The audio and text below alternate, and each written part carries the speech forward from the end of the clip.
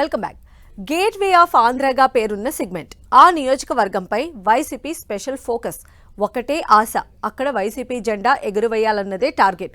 కానీ 3వ టర్మ్లుగా అక్కడ వైసీపీ వేస్తున్న పాచికలు వర్కౌట్ కావట్లేదట.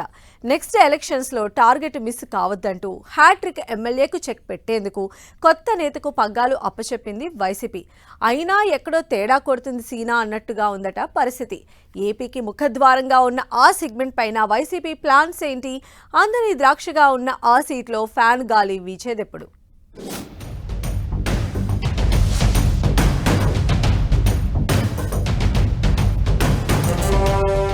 ఇచ్చాపురంలో ఫ్యాన్ గాలి గట్టిగా వీచేదెప్పుడు? ఆ నియోజకవర్గంలో వైసీపీ ఆశలు నెరవేరేదెప్పుడు? వరుస ప్రయోగాలు చేస్తున్నా విఫలమవుతున్నాయా? నలుగురు ఇన్ఛార్జీలను మార్చినా పార్టీ పట్టాలెక్కడం లేదా? ఏపీ పాలిటిక్స్ లో సిక్కోలు రాజకీయమే డిఫరెంట్. అందులో ఇచ్చాపురం ప్రత్యేకతే వేరు. గేట్వే ఆఫ్ ఆంధ్రగా పేరున్న ఇచ్చాపురం పాదయాత్రలకు పెట్టింది పేరు. అయితే పార్టీ ఆవిర్భావం నుంచి వైసీపీకి అందని ద్రాక్షగా మారిన నియోజకవర్గాల్లో ఇచ్చాపురం ఒకటి. వైసీపీ విశ్వ ప్రయత్నాలు చేస్తున్నా ఇచ్చాపురంలో వైసీపీ జెండా ఎగరడం లేదు.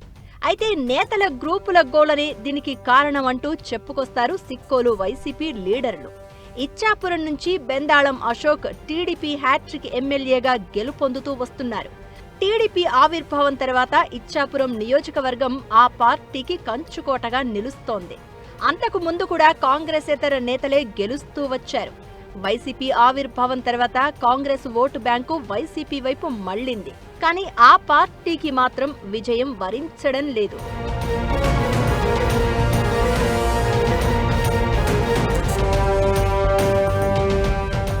వైసీపీ ఆవిర్భావం తర్వాత ఇచ్చాపురం నుంచి మొదటిసారి 2014లో బరిలోకి దిగిన నర్తు రామారావు ఓటమి చెందగా 2019లో పిరియా సాయిరాజును పోటీకి దింపింది వైసీపీ.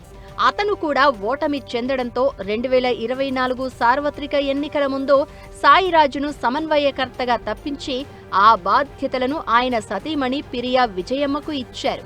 2024 ఎన్నికల్లో విజయమ్మకి కూడా ఓటమి తప్పలేదు.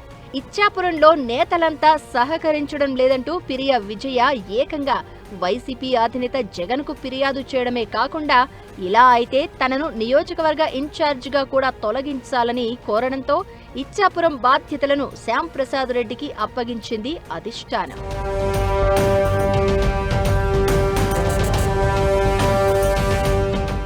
ఇచ్చాపురంలో వైసీపీ వరుస ఓటమికి స్థానిక నాయకులే ప్రధాన సమస్యగా మారారు అని క్యాడరు గుసగుసలు పెట్టుకుంటున్న పరిస్థితి.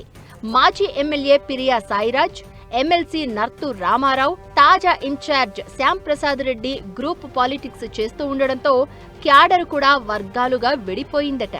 ఇచ్చాపురం వైసీపీలో సీన్ కాస్త 3 గ్రూపులు 6 వర్గాలుగా మారిపోయిందన్న టాక్ నడుస్తుంది. ఒక నేతకు మరో నేతకు పొసగడం లేదని, దీంతో పార్టీ పరిస్థితి అగమ్యగోచరంగా తయారైంది అంటున్నారు కార్యకర్తలు. ప్రస్తుత ఇన్ఛార్జ్ శ్యాంప్రసాద్ రెడ్డి కూడా అందరినీ కలుపుకుని వెళ్లడం లేదని అంటున్నారు. దీంతో గ్రూపులో గోల ఎక్కువై నేతల మధ్య గ్యాప్ పెరిగిపోయి వర్గపోరు అంతకు మించి అన్నట్లుగా క్లాషెస్ కి దారి తీస్తోందట. నియోజకవర్గంలో ఉన్న ముఖ్య నేతలంతా గ్రూప్ పాలిటిక్స్ చేస్తూ ఉండడంతో ఎవరి వెంట నడవాలో అర్థం కావడం లేదంటూ క్యాడర్ వాపోతోంది. వైసీపీ అధిష్టానం ఎన్నిసార్లు ఇన్ఛార్జ్లను మార్చినా నేతల మధ్య సమన్వయం కుదరడం లేదన్న చర్చ గట్టిగానే నడుస్తుంది. గ్రూప్ రాజకీయాలు రోజురోజుకి పెరుగుతూనే ఉన్నాయి తప్ప తగ్గడం లేదు అంటున్నారు.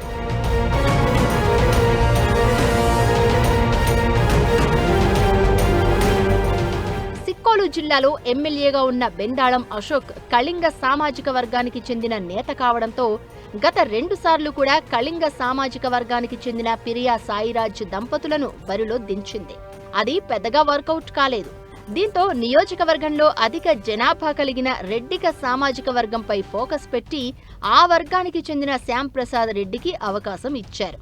ఆల్రెడీ యాదవ సామాజిక వర్గానికి చెందిన కీలక నేత నర్తు రామారావుకి ఎమ్మెల్సీ పదవి ఇచ్చారు. కళింగ సామాజిక వర్గానికి 2 సార్లు పోటీ చేసే అవకాశం ఇచ్చారు.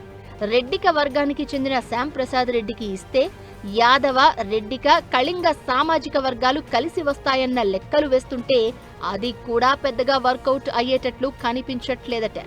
గ్రూప్ రాజకీయాలకు పెట్టింది పేరుగా ఉన్న ఇచ్చాపురం వైసీపీలో శ్యాంప్రసాద్ రెడ్డి కూడా గుంపులో గోవిందం అన్నట్లుగా మారిపోయారట. అందరినీ ఒక్కతాటిపైకి తీసుకొచ్చే ప్రయత్నం చెయ్యకపోగా నియోజకవర్గ సమన్వయకర్తగా కనీసం క్యాడర్ను కలుపుకుని వెళ్లట్లేదని అంటున్నారు. ఇలాగే ఉంటే వచ్చే ఎన్నికల్లో గెలుపు సంగతి ఏమో కానీ స్థానిక ఎన్నికల్లో కనీసం కూటమి అభ్యర్థులకు పోటీ కూడా ఇవ్వలేమంటున్నారు వైసీపీ ద్వితీయ స్థాయి నేతలు.